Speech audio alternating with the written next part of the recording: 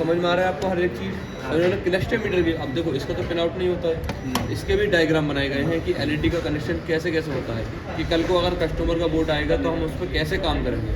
अगर किसी एलईडी में फॉल्ट पड़ जाए, हमने एलईडी चेंज कर दी लेकिन फिर भी बोर्ड ऑन नहीं हुआ, तो उसको हम कैसे ट्रेस करेंगे। जो रजिस्टर एनपीसी सबसे ज़्यादा इसी की ट्रैक में यूज़ हुए होते हैं, तो उसको कैसे चेक किया जाता है। जी सर, कौन सा सिम कर रहे हैं आप? BMW का सिम कर रहे हैं। अच्छा, इसके अंदर आपको समझ में आया पहले कौन कौन सी आईसी लगी हुई है? सर अभी तो स्टार्ट की आईसी नहीं समझ में आ रहा है। बताइए। MC IC, power IC, system IC, MC का driver IC. Welcome back ECM repairing training. एक ऐसा ट्रेनिंग सेंटर है जो आपको 2 से ढाई महीने देता है अपना ECM में मास्टरी कोर्स करने को। कार का ECM हो, कार में जो भी कंपनी है, मारुति, महिंद्रा, टाटा, बॉश, कॉन्टिनेंटल वगैरह वगैरह, मर्सिडीज, ऑडी, BMW, सबके ECM यहाँ पर रखे रहते हैं। कार्स के संग ट्रक का ECM भी हम लोग करवाते हैं, हार्डवेयर, जो आपके संग BS4 BS6 इसी कोर्स में है, अलग से पैसा नहीं है। लेकिन ECM करने के लिए सिर्फ आपको ECM के भरोसे नहीं रहना, आप ECM के साथ साथ आपको वायरिंग भी सीखना पड़ेगा, ECM के साथ साथ आपको सेंसर्स भी सीखने पड़ेंगे, ECM के संग संग आपको उनकी प्रोग्रामिंग सीखनी पड़ेगी, ECM के संग संग आपको स्कैनिंग सीखनी पड़ेगी। और स्कैनिंग हर तरह के टूल्स के संग, चाहे वो लॉन्च का स्कैनर है, चाहे वो ओटेल का स्कैनर है, चाहे वो एक्सटूल का स्कैनर है, चाहे वो थिंक डेक का स्कैनर है, चाहे वो थिंक कार का स्कैनर है, चाहे वो तमाम तरह के स्कैनर जो हमारे इंडिया में चल रहे हैं। क्योंकि आप जब ट्रेनिंग लेंगे कहीं से या फिर आप जब अपना धंधा चालू करेंगे तो आपको स्कैनर चाहिए। अब आप कोई भी कंपनी का ले सकते हैं, वो आपको डिपेंड है। तो हम लोग आपको स्कैनर्स की ट्रेनिंग भी करवाते हैं। चाबी बनाना, रिमोट बनाना, उसके लिए 2 मशीन है, एक ऑटोमेटिक की कटिंग मशीन है, एक मैनुअल की कटिंग मशीन है। रिमोट बनाने के लिए, इमोबिलाइजर कोडिंग करने के लिए भी रिमोट जनरेशन की ट्रेनिंग है। BS6 का बहुत सारा भी इश्यू आ रहा है कि सर BS6, उसके लिए प्रावधान हम लोगों ने 2 साल पहले ही कर दिया है। 1.5-2 साल पहले हम लोग BS6 बोलेरो लेके आ गए।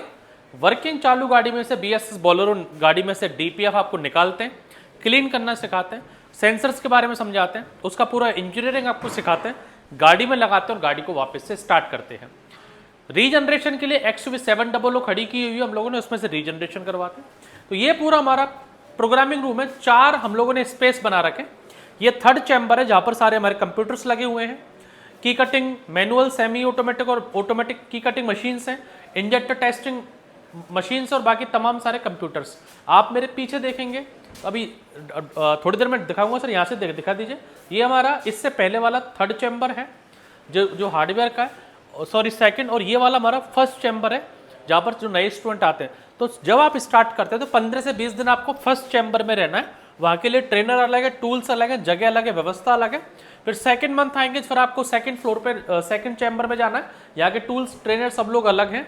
फिर आप जब 3rd चैम्बर में आते हैं, ये चैम्बर हमारा प्रॉपर सॉफ्टवेयर प्रोग्रामिंग की कटिंग की कोडिंग के लिए।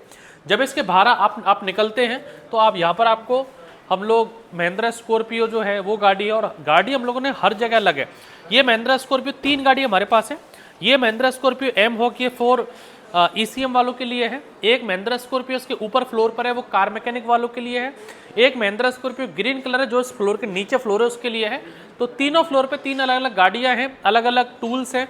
तो लगभग हर कार मैकेनिक वालों के लिए अलग गाड़ियां, मैकेनिकल वालों के लिए, डिटेलिंग वालों के लिए अलग गाड़ियां हैं, डेकोर वालों के लिए अलग गाड़ियां हैं, ECM वालों के लिए अलग गाड़ियां हैं और कार मैकेनिक वालों के लिए अलग गाड़ियां। सारी गाड़ी आप मिला दोगे लगभग 30 से 35 गाड़ी हैं बाबा ऑटोमोबाइल, जो हर डिपार्टमेंट में अलग अलग दी हुई हैं। तो यहाँ पर महिंद्रा स्कॉर्पियो से वायरिंग सेंसर स्कैनिंग, स्विफ्ट से वायरिंग सेंसर स्कैनिंग, i20 से वायरिंग सेंसर स्कैनिंग जो यहाँ पर कर रहे हैं। और यहाँ पर अभी मैं आपको भेजूंगा जो यहाँ पर अभी ये लैब में हमारे लग रहे हैं। और इसके साथ साथ ही जो इलेक्ट्रिक कार की भी हम लोग ट्रेनिंग नॉलेज आपको देते हैं, ईवी कैसे काम करती है, क्या सिस्टम आता है ईवी में, इलेक्ट्रिक कार की भी ट्रेनिंग हम लोग आपको करवाते हैं। वो हमारे अलग फ्लोर पे खड़ी है और एक BS6 बोलेरो हमारे ऊपर वाले फ्लोर पे खड़ी है। तो 3 गाड़ी ये है, बाकी electric car BS6 Bolero, BS6 XUV 700 वो 3-4 गाड़ी अलग है जो आपके एक ही कोर्स में है। इसलिए बोलता हूँ यकीन नहीं होता तो एक दिन का डेमो लीजिए। जो नए स्टूडेंट आते हैं उनको हम लोग यहाँ पर पहले हम लोग उनको थ्योरी करवाते हैं, समझाते हैं कैसे सिस्टम चलता है। तो यहाँ पर हमारे सभी थ्योरी क्लास ले रहे हैं, डिजिटल बोर्ड यहाँ पर लगा हुआ है, सर हमारे समझा रहे हैं। यहाँ पर ट्रेनिंग होने के बाद फिर हमारी ट्रेनिंग 1 बाय 1 कैसे चलती है। तो एक बार सर आप, मैंने ओवरऑल इन लोगों को बता दिया, वो प्रैक्टिकली कैसे काम कर रहे हैं वो आप एक बार अंदर जाइए और इनको समझाइए, दिखाइए कैसे हमारी ट्रेनिंग चल रहा है। तो इनका ऑन बोर्ड चल रहा है, कौन सी कंपनी का ECM है? ये EDC 1755 बॉस का ही है। बॉस का। ये बॉस कंपनी का ECM कर रहे हैं, इधर लगे हुए हैं। आप क्या कर रहे हो सर? सर मैं किया हुंडई का ऑन बोर्ड करने जा रहा हूँ। हम लोग का वो हो गया है, पिन आउट हम लोग ने निकाल लिया है। अभी सर हम लोग को बताएंगे कैसे वोल्टेज निकालना है इसमें से बस। तो इस प्रकार से यहाँ पर ये स्टूडेंट लगे हुए हैं, उधर भी लगे हुए हैं स्टूडेंट। हाँ जी सर, क्या कर रहे हो आप? ऑन बोर्ड कर रहे हैं आज हम लोग। आप भी ऑन बोर्ड कर रहे हो? स्टूडेंट उधर भी लेके चलेंगे आपको। तो इस प्रकार से यहाँ पर स्टूडेंट लगे हुए हैं। इनके ECM आते हैं तो इस तरीके से इतना साइज का आपको ECM मिलता है आज के टाइम में। देखोगे आप, ये स्विफ्ट पेट्रोल का ECM है।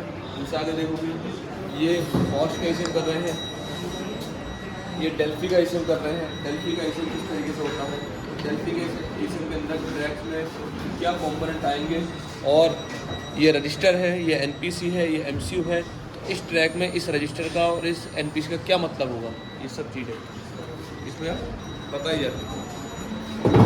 ये सभी बॉश का ECM कर रहे हैं। ये अभी हमारे स्टार्टिंग स्टूडेंट हैं, तो इनको बॉश के ECM को स्टार्टिंग करवाते हैं कि IC की ट्रैक को कैसे पहचानते हैं, IC की लेग कैसे काउंट करते हैं।